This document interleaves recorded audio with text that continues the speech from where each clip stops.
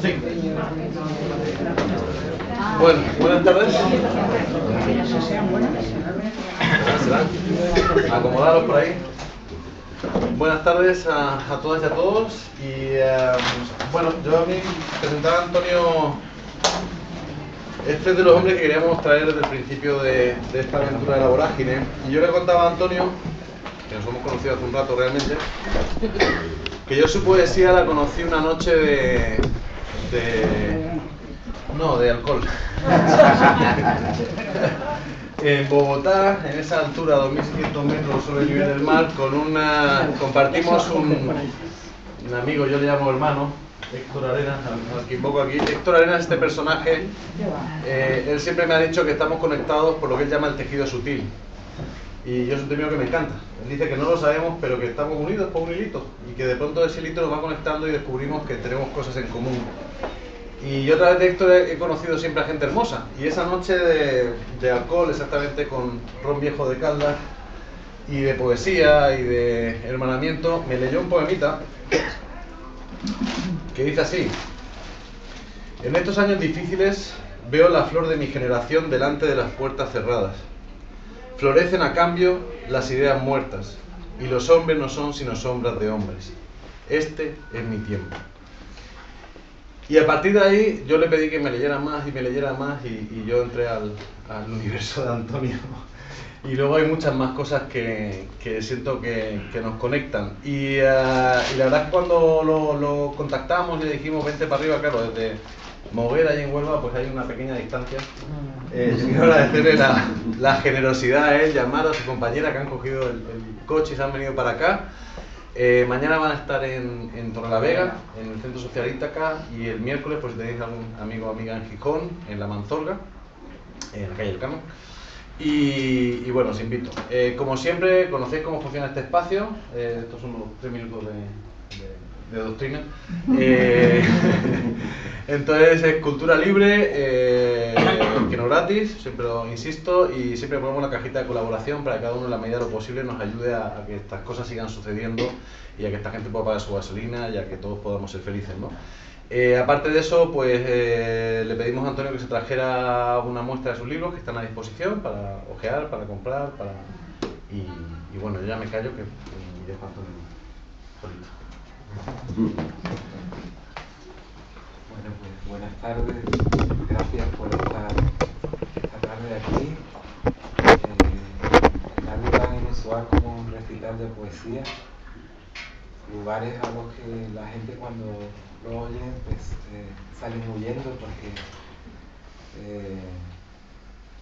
por desgracia el concepto que tenemos casi todos de la poesía es algo muy aburrido y algo que no se entiende y que uno casi que lo que produce es más sueño y aburrimiento que otra cosa. Yo pertenezco a una generación que empezó a escribir en los años 90, cuando en este país se vivía una cultura del pelotazo, del dinero fácil, del éxito. Nos movíamos en esos parámetros. Y también la literatura que se hacía y la poesía que se hacía en ese tiempo también era un fiel reflejo de esa sociedad. Cuando nosotros empezamos a escribir desde unas posiciones críticas contra ese modelo de sociedad, fuimos pues muy atacados, ¿no? De hecho, pues yo creo que nuestra poesía todavía hoy, los medios de comunicación al uso la marginan, y es difícil conocer lo que hacemos a través de los medios masivos, de los suplementos culturales de papel cuché, ¿no? Desde luego ha sido una tarea militante como poeta, la que asumimos hace ya casi 25 años. Y a mí lo único que me produce escalofríos es pensar que mi poesía, ni en los peores escenarios que yo dibujaba en los años 90 sobre lo que podía pasarnos, la realidad lo ha superado, ¿no? Para mí había cosas que sencillamente me parecían imposibles que sucedieran, como bueno, pues que privatizaran la sanidad, que tuviéramos los índices de paro que hay ahora mismo en el país, que se viviera una situación como la que todos conocéis que estamos viviendo.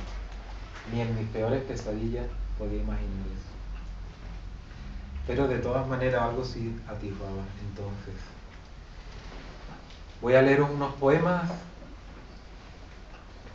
Mar, tú me dices cuando lleve como 40 45, para que yo no me anime, si no, tengo aquí hasta la madrugada. Y hace poco un amigo suicida ha publicado este tocho, este ladrillo que son mis obras completas, pero como pesa tanto y vengo tan cansado,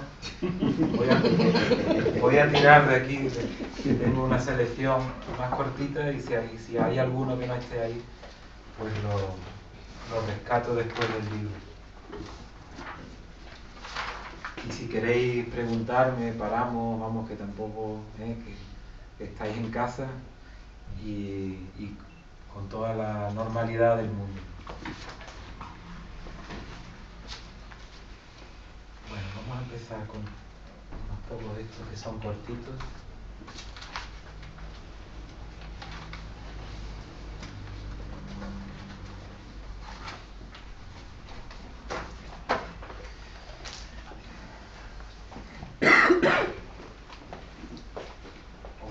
Voy a leer una tira así de poemas cortos primero.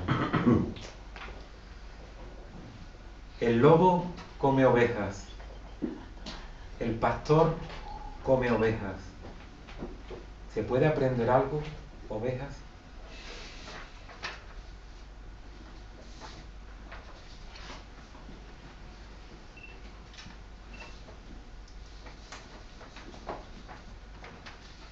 Opinión púdica.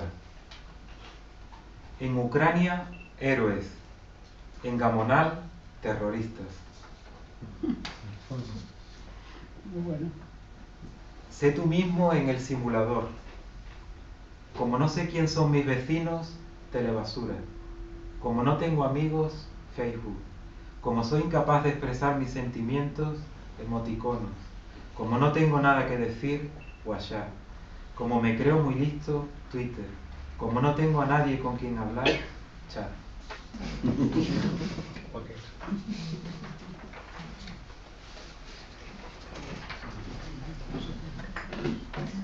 El arte de la huida. Los ricos evaden capitales. Los pobres colocan a plazo fijo su miedo. El despertador. Decidimos ganarnos la vida. Me pregunto qué hubiera pasado si hubiéramos decidido ganarnos la libertad. El despertador, sí, a las 6:30.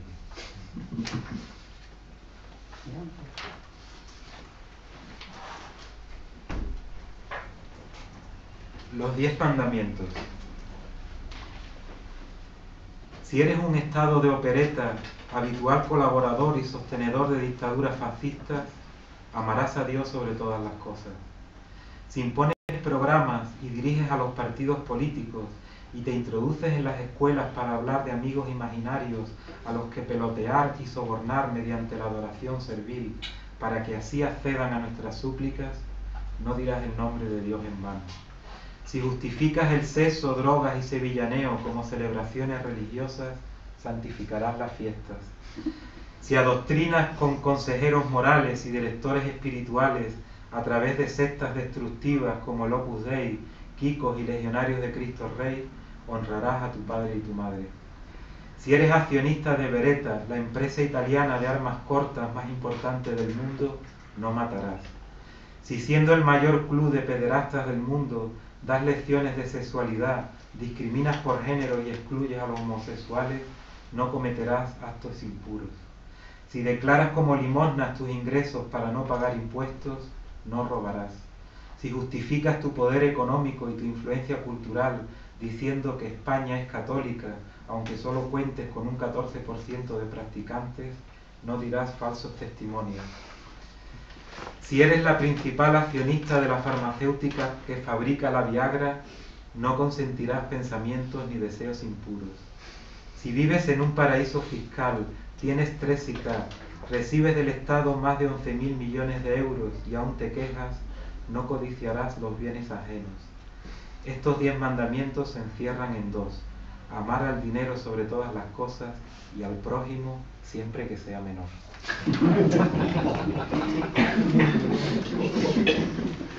Muy bueno. El tinglado.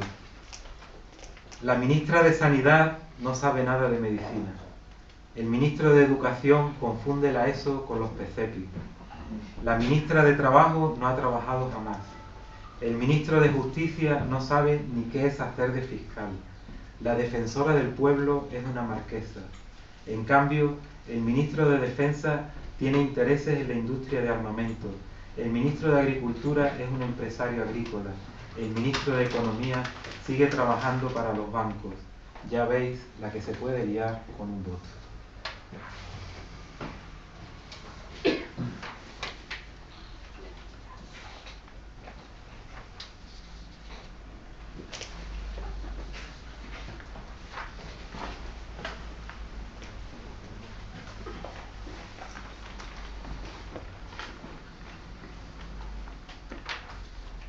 Fondo de reptiles. La boa constrictor guardando 80.000 euros debajo de la cama por si había que asar una vaca.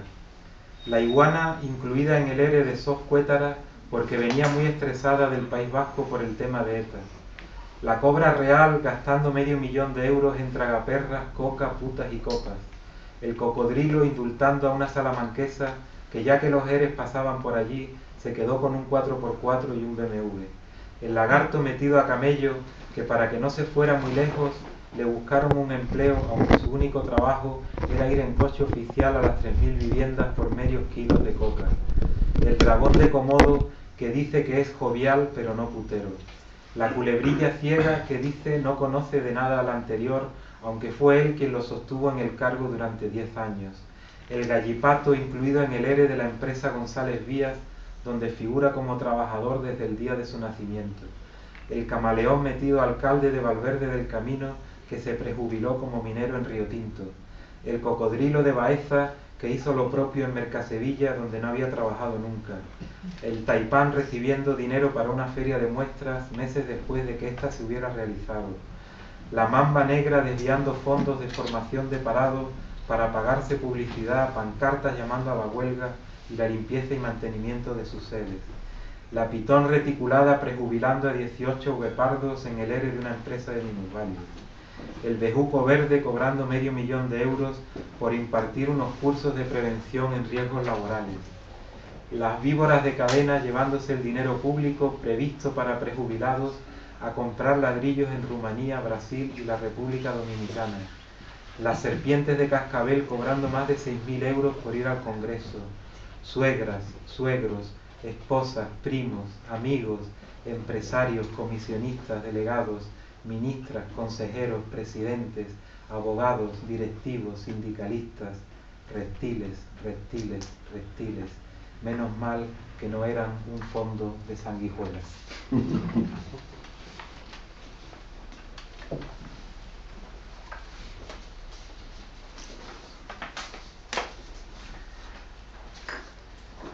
Sin padres no hay escuela.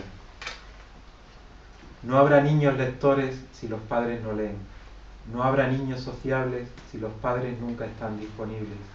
No habrá niños amorosos si sus padres no los tratan con amor. No habrá niños generosos si sus padres no le dedican tiempo. No habrá niños que disientan si en sus casas solo han visto sometimiento. No habrá niños profundos si en sus casas solo ven banalidades. No habrá niños respetuosos si en sus casas no saben lo que es el respeto. No habrá niños dignos si en sus casas solo han conocido humillaciones. No habrá niños alegres de padres tristes. No habrá niños críticos de padres sumisos. No habrá niños activos de padres pasivos. No habrá niños motivados de padres desmotivados. No habrá niños exigentes de padres mezquinos. No habrá niños apasionados de padres reprimidos. No habrá niños libres de padres esclavos. No habrá humanidad en los niños si en sus casas no los tratan como seres humanos. No habrá escuelas, pero sí aparcamientos de niños, almacenes para adolescentes, cárceles para jóvenes. No habrá escuelas porque tampoco habrá habido padres.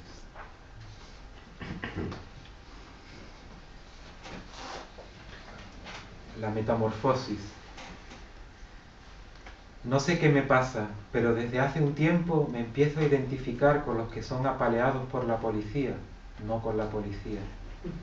Me identifico con los que han perdido su casa y no con los funcionarios del juzgado que han ido a quitársela.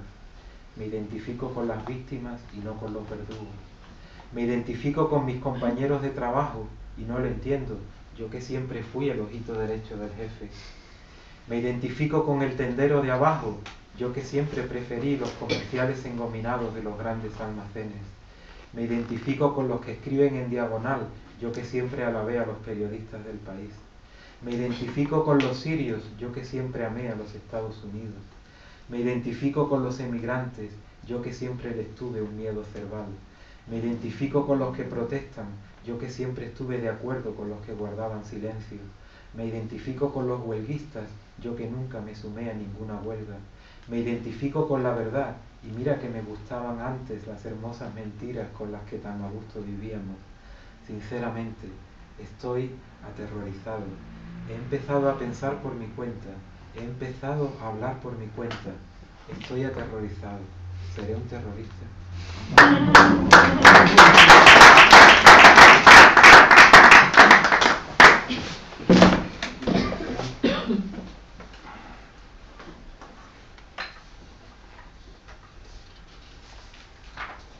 Autolesiones. Lo que hemos hecho mal es no haber hecho nada, no preocuparnos, no comprometernos, no vincularnos, no luchar contra quienes nos hacían la guerra, haber sido complacientes, resignados, indiferentes al dolor de los otros. Creíamos que el mal que hemos hecho por acción y omisión no nos alcanzaría. Aquí está.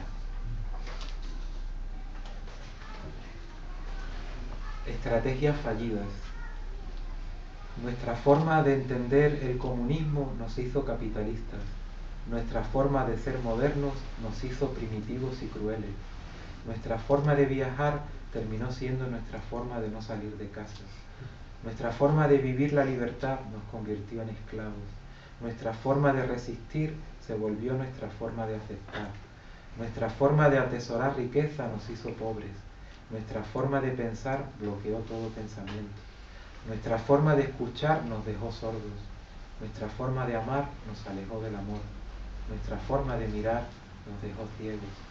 Nuestra forma de ascender resultó que era nuestra forma de caer aún más bajo.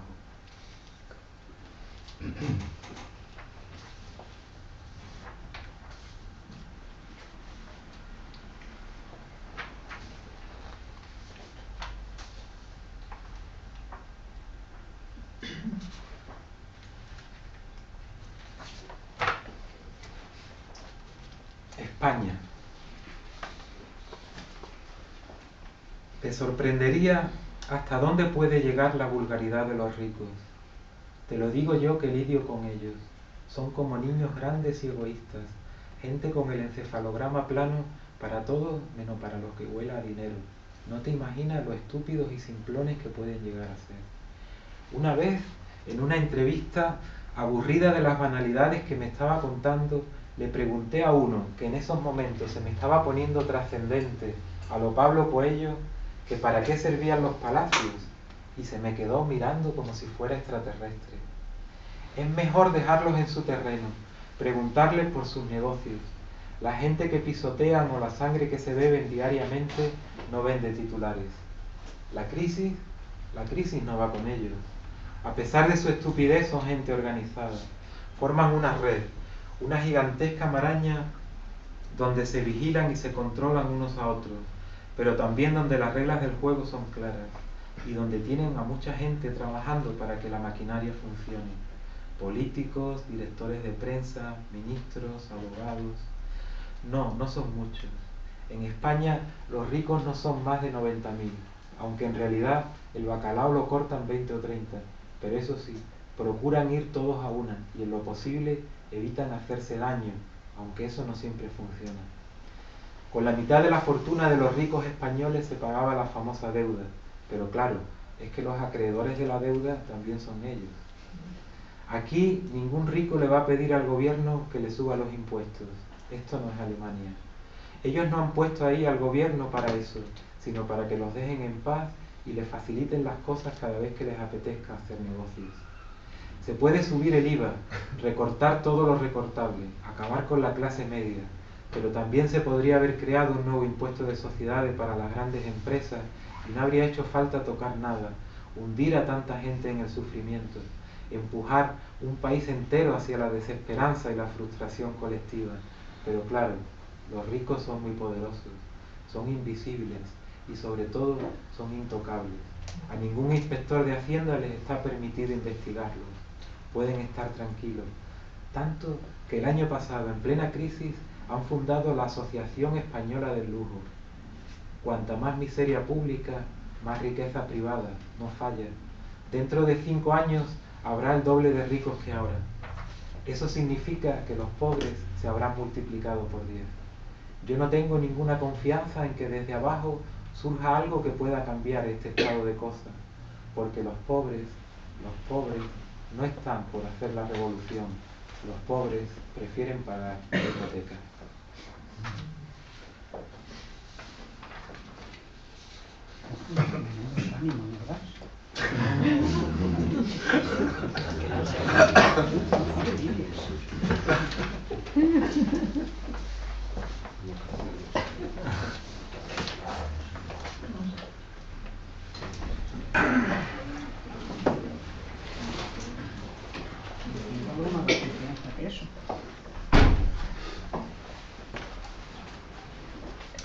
Pues sí, la verdad es que no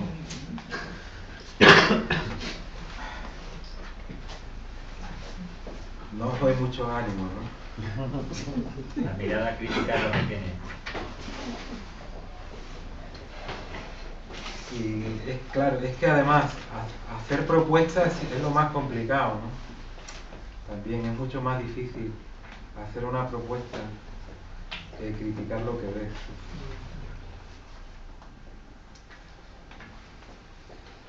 Bueno.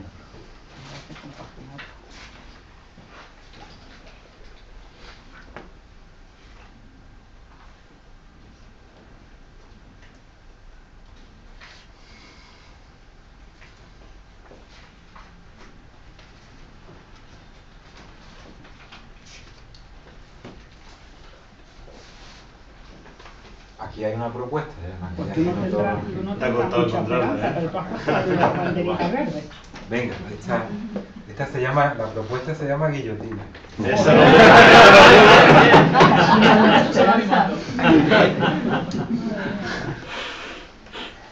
Al que nadie le ha bajado el sueldo por no dar un palo al agua ni cuando va en el yate. Al que es todo un especialista en saltarse listas de espera de la seguridad social y conseguir habitación individual de hospital con las mejores vistas de Barcelona. Al que llegó a España con una mano delante y otra detrás y hoy es uno de los tíos más ricos de Europa. Al ínclito paladín de la democracia, colocado en el sillón por una dictadura criminal. A nuestro galán más católico e indiscreto, el amigo de sus amigos de las democráticas repúblicas árabes petroleras. Al gran campechano, amigo de delincuentes que terminan o no en la cárcel. Al que después de pasar las vacaciones en Mallorca se tiene que ir a Grecia para descansar antes de marchar al Caribe para recuperarse de haber estado descansando en Grecia. Al que hoy venía con su nuera de comprarse unos zapatos de 500 euros, le han preguntado, al bajarse del coche oficial, por la crisis. Y ha dicho que España tendrá que hacer muchos sacrificios. Sí, España, es decir, los de siempre, porque él no piensa hacer ninguno. Después se ha ido a comer al Palacio del Congreso, bogavantes de primero, rodaballos de segundo. El postre tal vez se lo dé el pueblo algún día, cuando ardan las calles.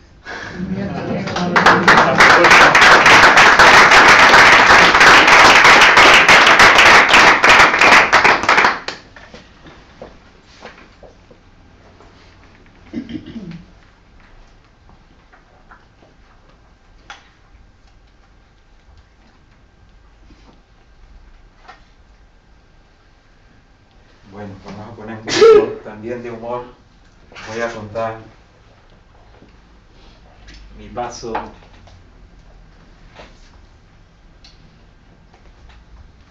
por el Telepizza. El logo de Telepizza, ¿sabéis cuál es? El secreto está en la masa, en la pasta. Telepizza, el secreto está en la pasta. AENOR, certificado de calidad. Leo en las cristaleras de un Telepizza que ya calientan motores para hacer su agosto estas navidades. Espero a un amigo con el que he quedado para ir al cine, y como mi amigo se retrasa, no puedo evitar mirar adentro y revivir, no sin cierto masoquismo, el tiempo que trabajé en uno de estos sitios para sacarme unas pelas y no seguir apretándoles el cuello a mis padres con el coste de los estudios. Unas pelas, eso era, porque de allí era imposible salir con un sueldo. Las nóminas había que perseguirlas a lazo porque no aparecían por ninguna parte, o se habían quedado sin tinta en la impresora, o el ordenador no pitaba, o no se podían entretener en ese momento, o directamente te decían que fueras a pedir un extracto al banco de la cuñada donde nos ingresaban la paga. Si la pillabas y sabías leer aquel galimatías, siempre faltaban cosas, descuentos por desgaste de vestuario que jamás me dieron, horas extras que no aparecían. Tenía un contrato de 30 horas semanales, pero si me descuidaba con los cierres, me iba a 50. Le comenté al supervisor, que además era el delegado sindical de UGT en Telepizza, que me habían dicho que las horas extras tenían que cotizarse a la seguridad social. Y me dijo que eso sería en el Corte Inglés, que estaba hasta los huevos de los sindicalistas baratos y que venga, a limpiar que hoy cierras tú. Y ahí estaba yo, pensando en cómo se fumaban mis horas extras y limpiando el suelo con la salsa Jalisco, que algo de insecticida llevará. Porque dejaba las cucarachas patas arriba, nada más destapar el bote. Y además daba un brillo a las losas que ni la lejía 300. AENOR, certificado de calidad. En más de una ocasión pretendieron que hiciera de repartidor en aquellos vespinos de escape suelto, sin luz, sin espejo ni freno trasero y el mango del manillar partido, pero con la excusa de que no conocía la ciudad evitaba tener que salir a hacer el kamikaze. Un día uno de los repartidores tuvo un accidente con la moto y se abrió la cabeza en canal. Llamó a su madre desde la UCI, habló con el jefe que estaba a mi lado, dibujando ceritos y cruces como si le estuvieran encargando una pizza marinera. Vaya, otra baja. ¿Cree usted que dentro de 3 días su hijo podrá volver al trabajo? Se lo digo por no cambiar el cuadrante de la semana. AENOR, certificado de calidad. Yo he visto, como el de Blade Runner, utilizar condimentos que llevaban meses caducados. Lomo verde y ensaladas marrones a las que se les quitaba la pegatina de la fecha de caducidad. Redes con más mierda que el rabo de una vaca. Masas con una costra amarilla de 2 dedos que se deshacían y se volvían a amasar con harina de roble para que parecieran nuevas. A repartidores con las manos llenas de grasa desmenuzando queso, carne o pimiento. Al encargado cogiendo una masa, croquetas, alitas y hasta pizzas enteras que se habían caído al suelo y terminaban en el horno. A 500 grados todo es alimento, nos decía. El horno lo rejuvenece y limpia todo. Le hablaba de las normas sobre higiene que nos habían dado en el curso de manipulador de alimentos. No te digo yo por dónde me paso el cursillo, chaval. Aquí lo que hay es que llegar a presupuesto, o es que no quieres cobrar a fin de mes. AENOR, certificado de calidad. Sigue insistiendo machaconamente ante mis ojos la pegatina, y detrás de ella, ahora por primera vez, me fijo en los nuevos esclavos de temporada que se afanan detrás del cristal, gastándose bromas y atendiendo pedidos. Al menos parece que la camaradería de los explotados y humillados sigue siendo aquella que un día también yo compartí allí dentro. Mientras, también llega mi amigo adelante y me dice que después del cine, si quiero, podemos ir a un Pizza Hut cercano a comernos algo. Déjalo, mejor pensamos otra cosa. Llevo años a reírme. ¿Te han pagado por la publicidad? Con salsa Jalisco. Bueno, como la historia se repite, este poema se lo escribí a los compañeros de Saltando Charcos, que es una asociación de Burgos que está radicada en el barrio de Gamonal. El poema se llama Gamonal 2005.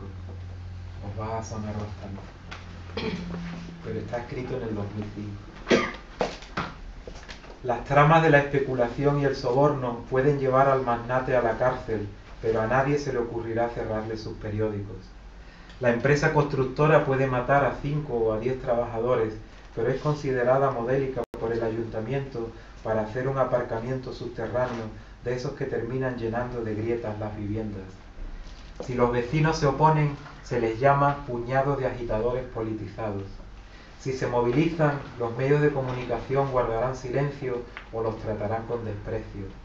Si montan multitudinarias asambleas vecinales, la policía secreta hará su aparición y, entrevistada a la subdelegada del gobierno, dirá de ellos que ni son políticamente correctos ni son buena compañía. Si se presentan en el ayuntamiento, el alcalde, antes de expulsarlos del pleno municipal, dirá que es una propuesta sin fecha definitiva. 8 días después pueden empezar las obras. Si los vecinos tiran las vallas y se sientan en la calle para parar las obras, la policía cargará contra los ancianos, las mujeres y los niños, y todo el que se interponga entre el capital y los beneficios terminará bien en el hospital, bien en comisaría. Ahora sí, los medios de comunicación dedicarán portadas a la conexión etarra entre los vecinos y la Cale Borroca, culpable de los enfrentamientos con la policía. El alcalde hablará de grupos radicales antisistemas coordinados por internet. La subdelegada del gobierno de anarquistas de extrema izquierda, y entre todos intentarán ocultar lo evidente, lo que pueden cientos de vecinos unidos luchando colectivamente contra la especulación urbanística.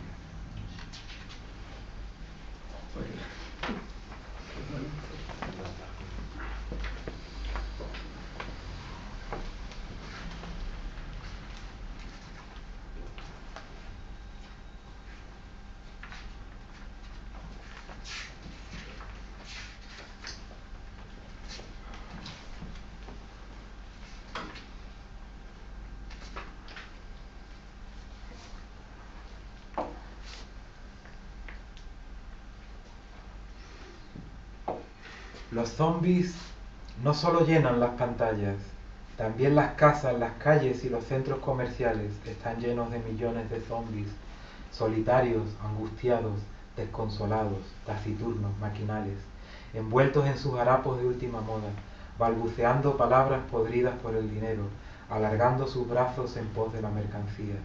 Todos los zombies juntos hacia la gran nada prometida por los creativos del fingimiento, con una sola idea en la cabeza, un solo objetivo, millones de zombies tambaleantes camino del mercado.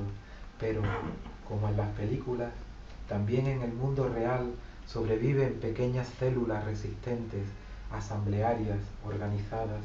Ellas intentan lo imposible en el mundo de los zombies, romper el silencio, reconocer al otro, constituirse, movilizarse, vivir en la palabra horizonte, tibieza, encuentro, juego, laberinto, grieta, sueño, amanecer junto a vosotros en el tiempo de los zombies, pero nunca más solos, de vínculos, de afectos, de la sombra gratis de los árboles.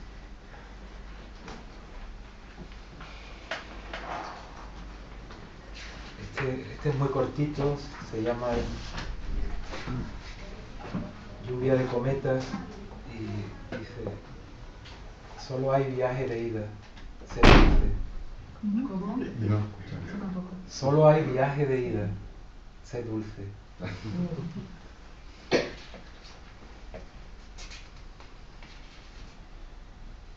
Este es un poema que con mi padre de protagonista y dice así: en el campo de Mover hace años mi padre me llevó a limpiar el arroyo que cruzaba el valle de Manzote. Se metió dentro del regato para ir llenando los capazos de barro.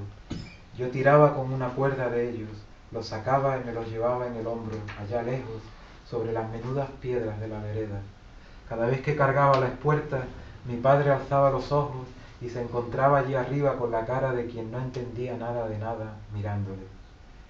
Así las lluvias no anegarán las tierras y echarán a perder la cosecha, repetía, intentando hacerme comprender el sentido de aquel día de durísimo trabajo. Atardecía cuando me llamó desde el fondo del regato, sobrio, contenido, lívido de frío. El mundo es como este arroyo, me dijo. Los hombres de esta época están enfermos, locos o no tienen el menor escrúpulo. Se engañan, se odian y se matan para después hablar de paz y respeto. Creen que van a vivir siempre, pero son un montón de cadáveres sembrando odio y pudrición. El mundo está lleno de sufrimiento y cada vez que se agita el dinero, crece el sufrimiento.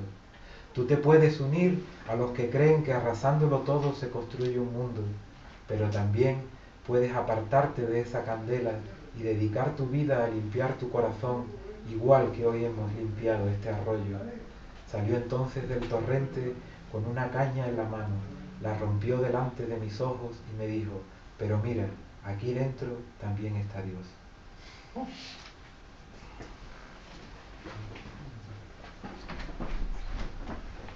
La danza de la realidad. Con lo poco que duran las fiestas, poco importa si ya comenzó o terminó la música. Lo importante de este baile es recordar que no hay que agarrarse demasiado, sobre todo porque no hay nada a lo que poder agarrarse.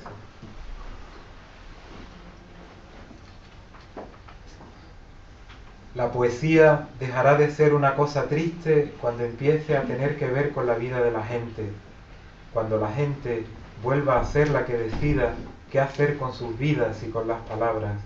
Mientras tanto, todo esto que hacemos seguirá siendo literatura.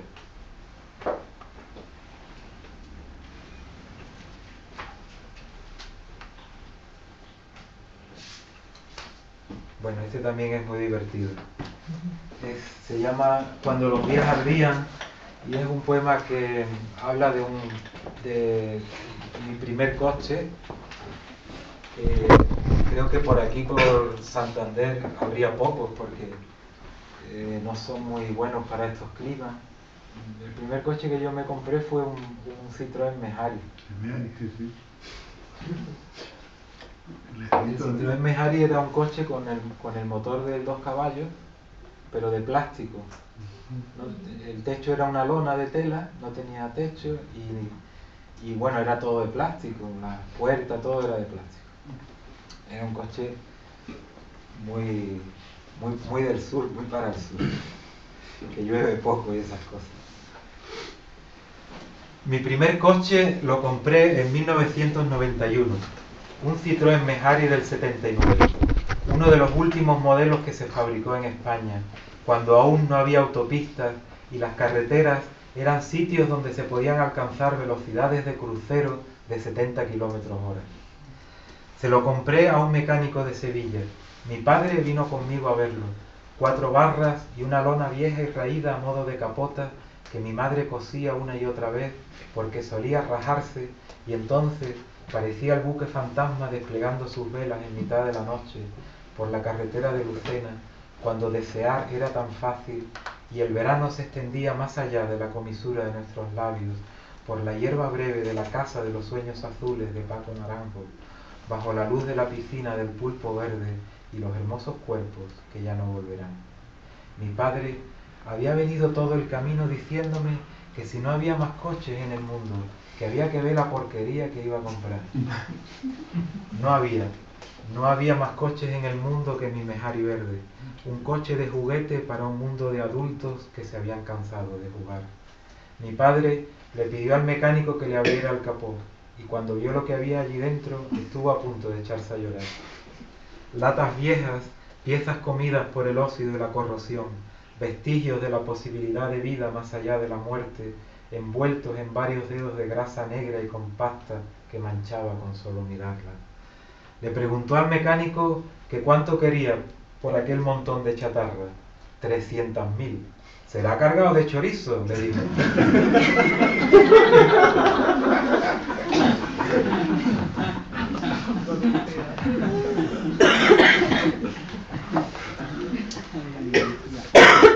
Y el tipo aquel se puso rojo y cerró el capó con sus gomitas entre los dedos. Me había costado 3 meses ganar ese dinero. 3 meses perdiendo los ojos de 8 a 3 en una fría habitación del Servicio Provincial de Arqueología de la excelentísima Diputación Provincial de Huelva. 3 meses absurdos, perdidos en dibujar fragmentos absurdos, extraídos del vientre de los siglos, en el corte y estrato de vete tú a saber dónde, según la metodología Bulldozer, clasificados en bolsas según el método Ojino, dibujados según el plan Badajoz, interpretados delante de una baraja de cartas de la bruja Lola y 3 velas negras, una por cada doctor inútil que allí seguirá haciendo como que trabajan, y otra por el calvo pelota con despacho propio, encargado de tocarse los huevos, leer el periódico y vigilarnos. 300.000. Mis primeros 3 sueldos. Se lo dije al Mejari, bajito, como una confesión, un intento de reconciliación con aquellos 400 kilos de plástico ABC y fibra de vidrio, un intento de ganarme su confianza para que aceptara venirse a casa conmigo. Los platinos estaría bien cambiárselos, me dijo el mecánico antes de fumarse. Se lo cambiaba cada año, pero siempre le costó arrancar.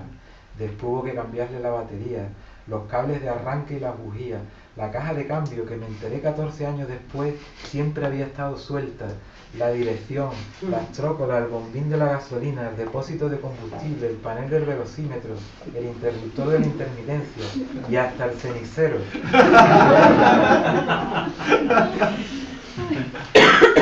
Las ITV las pasaba porque le pintaba de betún la rueda.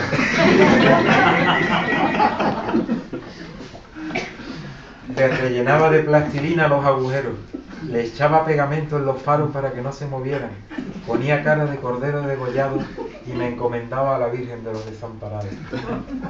En verano, si arrancaba, era una fiesta continuar hasta la playa, quitarle los asientos y llevarlos hasta la orilla, sentarse allí en un Mejari invisible y mirar las olas del mundo que no parecía tan malo a la vuelta. Pero en invierno había que subir en él como si hubieses quedado con Asmussen en el polo. Y la lluvia entraba por todas partes y se balanceaba en las curvas desbordando el salpicadero, mojándolo todo, achicando agua con las esterillas de plástico, moviendo con la mano izquierda las escobillas perezosas del parabrisas, empujando con la derecha la bolsa de agua de la capota, taponando con cartones las brechas del techo por donde el agua corría como un surtidor. Viajes hoy predecibles fueron ayer duchas frías a todo lo largo y ancho del suroeste de la península ibérica.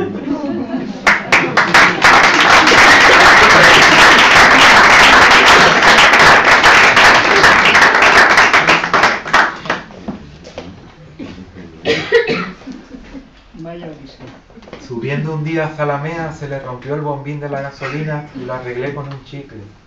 Bajando otro día de Jerez fue el cable del acelerador y se lo cambié por un cordón de mis zapatillas. Nos montábamos 5 inútiles, 5 mochilas, 2 jalones, 1000 bolsas con material arqueológico, 2 cámaras, 25 mapas escala 1/25.000. Podía con todo, el coche de plástico con su volante de plástico y sus asientos de sky negro y su alma blanca. 14 años a mi lado, 14.000 averías entre mis manos, 14 llantos por cada una de sus esquinas, 14 años las orejas del Bóser d'Or ondeando al viento en el asiento de atrás, 14 corazones, 14 cruces clavadas en el monte del olvido y un poema que le escribimos David González y yo en Ayamonte, un poema que hablaba de pasajeros que llegaban a la estación de la vida, tal vez porque por aquellos años estábamos sentados en mitad de las vías esperando un tren que nunca se dignó a pasar y arrollarnos. Mi perro Dor se fue en él no hace muchos días. En una mañana fría de invierno fuimos a comprar su pienso y en la tienda nos dijeron que era el último saco, que ese pienso ya no se volvería a fabricar, el pienso que mi perro había comido toda su vida. Me dijeron lo mismo del corazón de los dos. Ya no se fabrican corazones de lata ni corazones de perros como estos. Todos los corazones, a partir de cierta edad, se vuelven de plástico, como los abrazos de los hombres que un día fueron tus amigos. Yo había soplado esa tarde una tarta con 40 velas, pero no sabía que había soplado tan fuerte ni tan lejos como para que los dos me dijeran adiós al mismo tiempo y para siempre.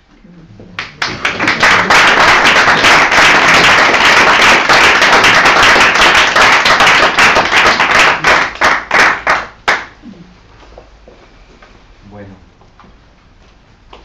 no os voy a cansar más, leo unos pocos más y ya.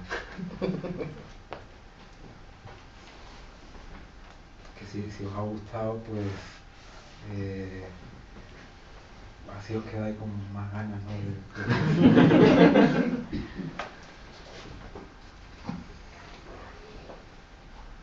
Voy a leer algunos que tengo así en la cabeza que quería leeros. Los violentos. En nuestro primer mundo son violentos los que piden, pero no los que se niegan a dar. Son violentos los que pretenden ejercer sus derechos civiles, pero no los que tratan de evitarlo. Son violentos los que reivindican, pero no los que reprimen. Son violentos los que creen en el conflicto social como una práctica para alcanzar un mundo más justo, pero no son violentos los que sostienen la injusticia. Son violentos los que quieren afirmarse como clase trabajadora, pero no son violentos quienes se lo niegan. Es violento que nada de esto, como tantas otras cosas, pueda decirse en público, pero no son violentos los que lo impiden, los que solo ven en nuestras acciones un acto de violencia sin igual.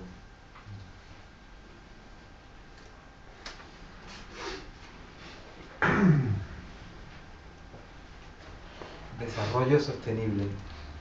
En China, los niños juegan 14 horas diarias a que trabajan fabricando juguetes para los niños de España.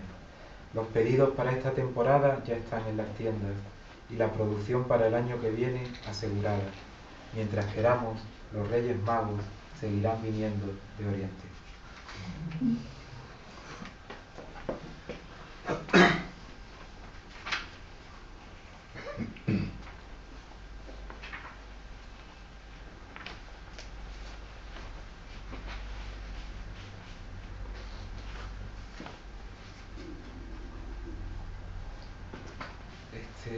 Este se llama La lengua del brezo y en realidad me lo escribió una persona que se llamaba José Sánchez Canterla,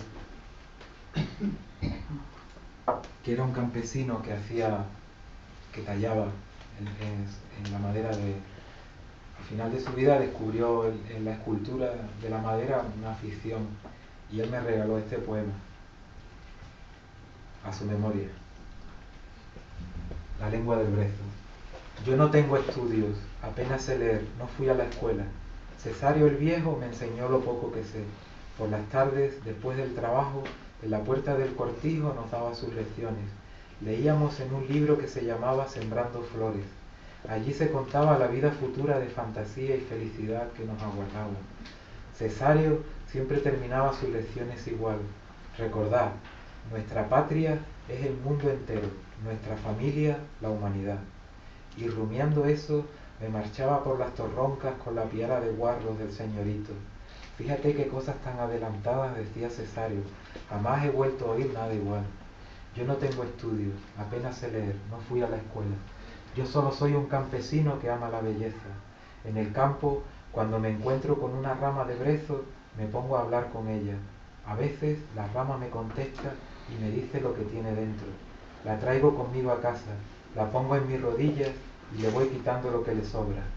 Un día, junto a un risco, encontré un brezo que tenía dentro un precioso cucharón con un lagarto que tenía atrapada a una niña. Así empecé a tallar, según las cosas que me decían los troncos. Pero esto no es arte, solo estoy ganando tiempo mientras me encuentro a mí mismo en mi espiritualidad. Y aunque ya yo soy muy viejo y no me queda mucho tiempo, este es el primer tiempo que estoy viviendo de verdad. No le temo a la muerte. El brezo me ha dicho que no moriré cuando se aquiete la savia.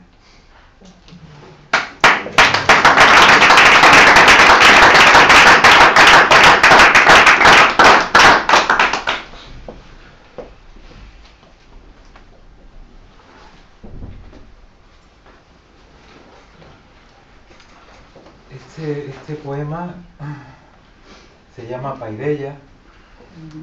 Paideia es un proyecto de escuela libre que existe en Mérida desde mediados de los años 70 y que inició una cooperativa básicamente de mujeres encabezada por Pepita Luengo, que murió hace un par de años. Tres años me parece, sí. Y bueno, pues yo he tenido la suerte de que mi hija ha crecido allí, ha crecido. Entonces, y le escribí este poema. Las niñas, bueno, os cuento un poquito, para los que no conozcáis el proyecto. En Paideia, los niños hasta los 16 años reciben una enseñanza integral, laica y libertaria. Deciden colectivamente sobre el proceso de enseñanza-aprendizaje. No existen aulas, cursos ni exámenes. Y de momento su existencia es tolerada por las instituciones educativas estatales, a pesar de que no cumple con los criterios ni sigue los programas oficiales. Paideia. Las niñas han entrado al continente a comprar algunas cosas. Antes se llamaban así estos sitios, el continente. Cuando los críos me preguntan cuántos continentes hay, estoy siempre tentado de decirles que uno, un continente y 4 afueras de hambre verdadera. Bien, os decía que las niñas han entrado en el Carrefour, en uno de esos laberintos de carritos felices donde la gente vaga perdida para siempre. Saldrán dentro de 20 minutos. Conozco a Mar. Odia tanto como yo estos lugares. Por eso me ha dejado aquí en la cafetería, esperando, hojeando la revista que Ángela me ha regalado, la revista que hacen en la escuela, en Paideia, una cooperativa que se creó hace 25 años, basada en las ideas de la escuela moderna de Ferrer y los principios de racionalidad, responsabilidad, ayuda mutua y asamblearismo propios del humanismo libertario. A mi lado, 2 hombres están tomándose una cerveza. Dicen que la ruta es para los jóvenes, pero desde hace 10 años hago el servicio de autobús para las escuelas y no sé qué es peor, si dar camionazos por Europa o aguantar a los chavales. Llegan cabizbajos, de la mano de sus señores padres, todo trajes permanentes y corbatas, pero en cuanto suben y arranco, ya se están pegando, me gritan, rompen los asientos, y cuando se van, me han dejado el autobús hecho una mierda. Y lo mejor es que son todos de colegios de curas, escolapios, maristas, redentoristas, teresianos, agustinos. La educación debe ser un negocio, aunque a estos cabrones no se les note en nada. Lo más raro, compadre, es que el viaje de las 10 es una balsa de aceite. Los niños que suben vienen alegres, se dan besos al verse, ayudan los mayores a los peques, me dan los buenos días y vamos cantando hasta un colegio que ni es colegio ni es nada, una casa en medio del relente. Y sus padres son puras greñas, colorines, y pioso de esos que te encuentran en un callejón a oscuras y te caga de miedo. El mundo al revés, compadre, como te estoy diciendo, el mundo al revés. Llegan las niñas y dejamos atrás el hipermercado. Me marcho pensando en el mundo al revés de mi vecino de mesa, y en lo difícil que va a ser darle la vuelta.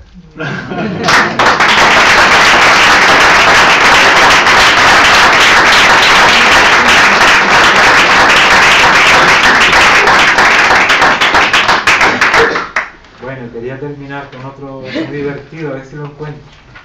Ay, a ver dónde está. A ver, está aquí. Que se llama Velocidad y Daltonismo. Y ya con este os dejo en paz.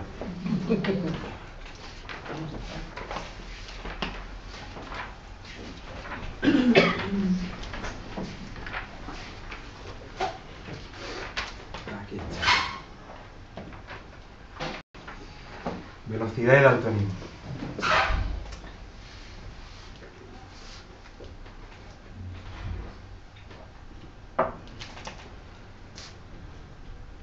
Nosotros que corrimos tanto y tanto delante de los grises, fíjate si corrimos que cuando nos iban a dar alcance apretamos la marcha y entonces no solo dejamos de ver a los grises, sino que cuando nos quisimos dar cuenta éramos nosotros los que íbamos corriendo detrás de los grises.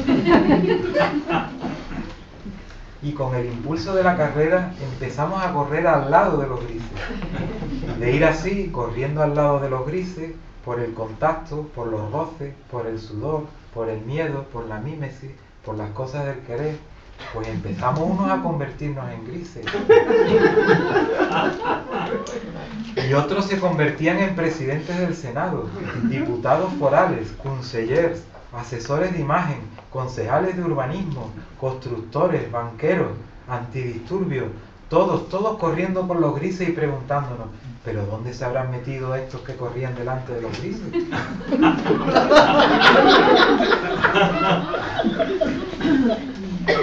¿Dónde se habrán metido estos disturbios corredores delante de los grises? Nada, no aparecía. Así que empezamos a zumbar todo lo que íbamos encontrando. Veíamos un derecho social, pues un palo. Veíamos un derecho laboral o sindical, otro palo. Y así, dando palos a los salarios, la sanidad, la educación, la investigación, las pensiones o la jubilación, hemos seguido.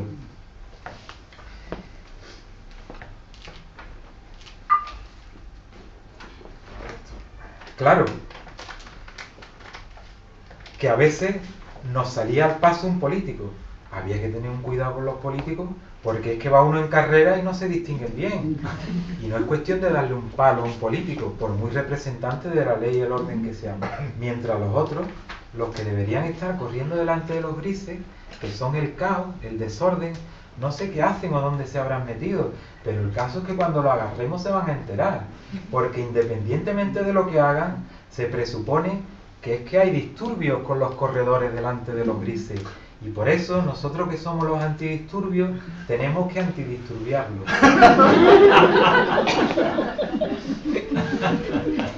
Así que ya os digo, allí estábamos, corre que te corre sin parar, hasta que por fin vimos en una plaza a unos cuantos miles de excedentes de producción y dijimos, ahí están.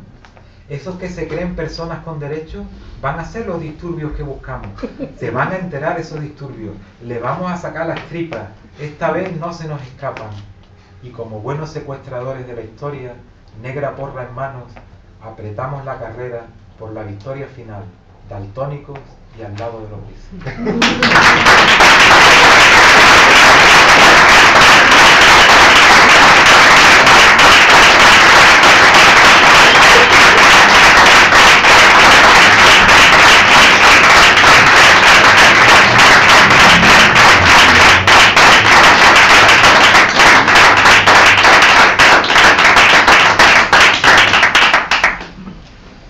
Aquí no se puede pedir un bis como a los cantantes. Sí. ¿Queréis? Tu prueba. Otra. Mientras no estés daltónico.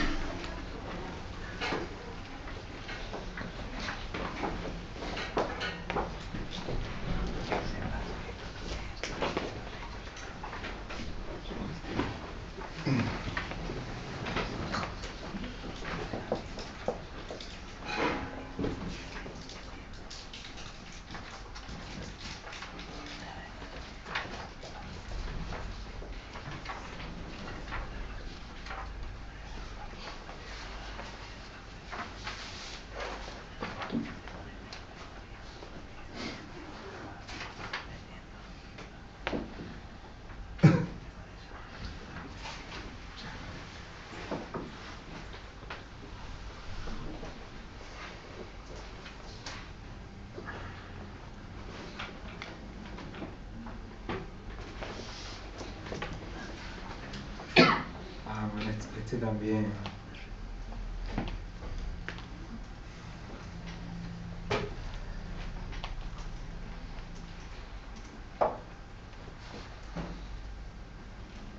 ¿Se ha saltado usted el stop?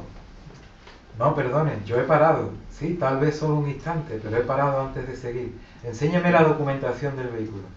Mire, la ha olvidado en casa. Tenga mi carnet de conducir. También tengo el recibo del pago del seguro del coche. El policía retrocede, rodea el automóvil, anota la matrícula y se dirige hacia su moto. Llama por radio y pide información sobre él. Más relajado, vuelve hacia mí. Lo voy a multar por no llevar la documentación del vehículo y espero que no vuelva usted a infringir el código en lo sucesivo.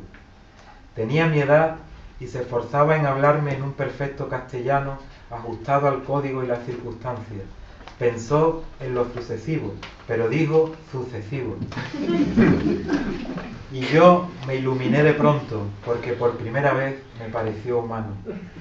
Como en Egipto, en las casas de la muerte, en cualquier academia militar, te retienen hasta que saben que sus potingues te han vaciado tan completamente que lo que sale de allí tiene tanto que ver con lo que entró como un vivo con una momia. Pero con mi paisano no habían tenido tanta diligencia y algunos restos de humanidad se les salían por la boca.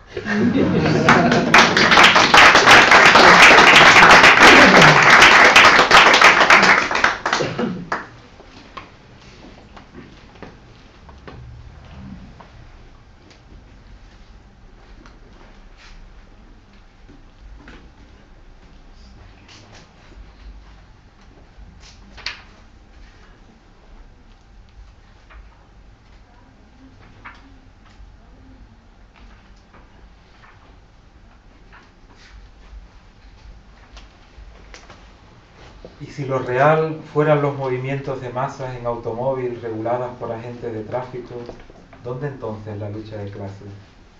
Y si sufro por los demás, ¿con qué derecho lo hago y cómo se lo digo? Y si en vez de luchar nos duchamos, ¿para cuándo un roto y un descosido? Y si el profesional de la política se mea en la cara de la audiencia, ¿para cuándo la cistitis del pueblo? Y en los malos tiempos, ¿cómo distinguir el sol, la rosa, la gaviota, la multinacional y el banco que se esconden detrás de cada cosa? Y si levantar la cabeza sigue siendo políticamente incorrecto, levantar el puño. Y si al poner el telediario solo me sale una banda tocando a las barricadas, llamar rápidamente al 091. Y si vamos de derrota en derrota hasta la debacle total, renunciar a la piedra que llevo en la mano.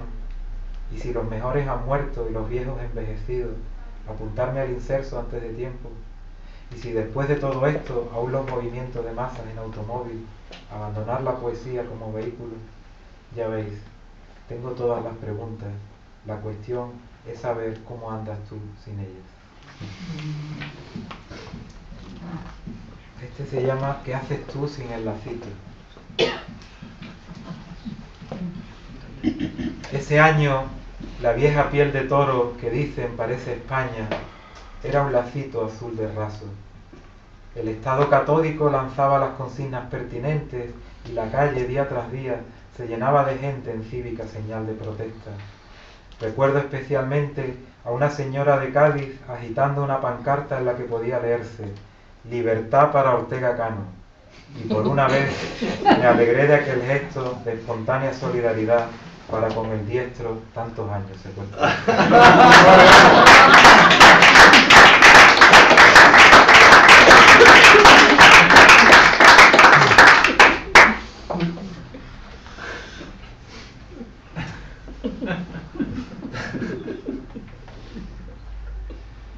Este habla del absurdo de las oposiciones, como tú eres del gremio. Mi tema de oposiciones preferido era China, desde la antigüedad hasta nuestros días, en 45 cómodos minutos. Pasados unos años, los linces del ministerio, viendo que era mucha tela que cortar, lo dejaron igual. China, sociedad y economía. Sabía más de China que el secretario general del partido, Jiang Zemin, pero ni por esa.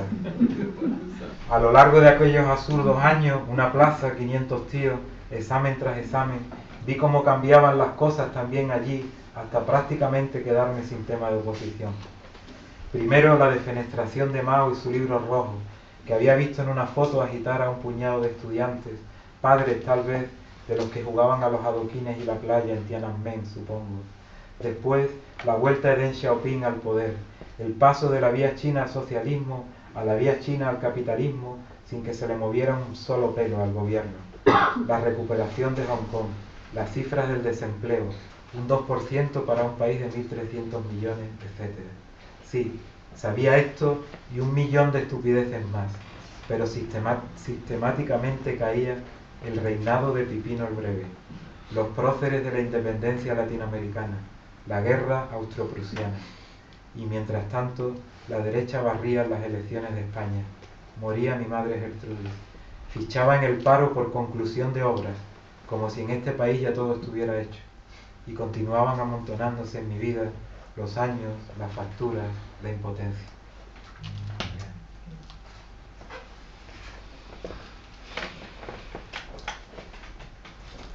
Al final de la comida le he enseñado a mi madre el libro de poemas que acaban de publicarme. La artritis de sus manos apenas le deja mantenerlo abierto y sus escasos años de escuela recorren las palabras como un niño que gatea hasta hacer incomprensibles mis versos. Loca de contenta, orgullosa de su hijo, le lee un poema a mi padre que la mira desde el sofá. Cuando termina, levanta la cabeza y ve a mi padre dormido. Lo despierta y vuelve a comenzar hasta 3 veces la lectura. Yo no digo palabras. Pienso en los amos de la fuerza de los humildes, en el tiempo delicioso que les robaron, en la lengua que apenas les dejaron para comer y reproducirse, en los profesionales del estilo, en los críticos de las letras y en lo lejos que estará siempre el pueblo sencillo y trabajador de eso que llaman literatura.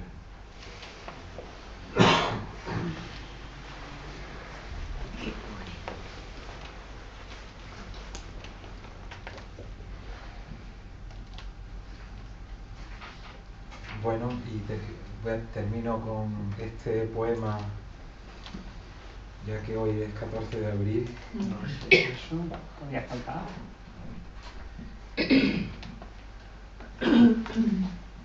Un poema que habla de la desmemoria histórica. Al pie de esta foto, que a buen seguro saldrá desenfocada y movida, como la propia historia cada vez que pretendemos fijarla, pondremos trincheras del ejército republicano en el frente de Extremadura, Piedra Escrita, La Serena, Badajoz. Me guardaré en el bolsillo acaso el último de los casquillos de balas que escapó a la limpieza que hace años hizo la Guardia Civil cumpliendo órdenes superiores.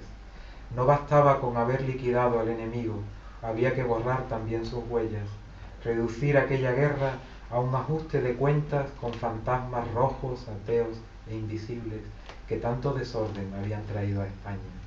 Sí, así contribuyo también al olvido, llevándome una bala del calibre 9,5, una bala demasiado vieja para ganar una guerra, una bala que perdió en aquel gesto mío su blanco entonces para siempre, y que explica, cuando termino de bajar la cuesta, los pilotes informativos sobre la reciente restauración de la ermita a cargo de los presupuestos generales de la Junta de Extremadura, la cruz de los caídos por Dios y por España, con el nombre bien impreso de todo el facherío local de Campanario, y hasta la casa de putas que han abierto en la carretera y que por una de esas ironías tan del gusto de la tierra han bautizado La Solera.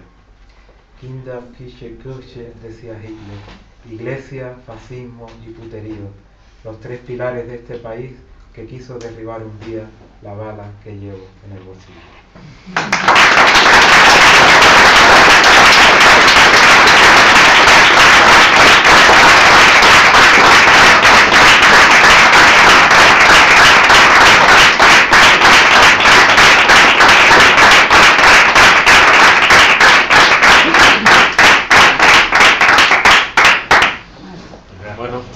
Las casualidades de la historia, de los viajes y del tiempo han hecho que Antonio estuviera aquí un 14 de abril, lo cual es una maravilla, ¿no? Bueno, agradecerte. Recordaros que esta semana sigue quedando así como un montón de poesía. Mañana está aquí Enrique Ibáñez, precisamente con un poemario que se llama Palabras silenciadas, habla de memoria y habla de vencedores y vencidos.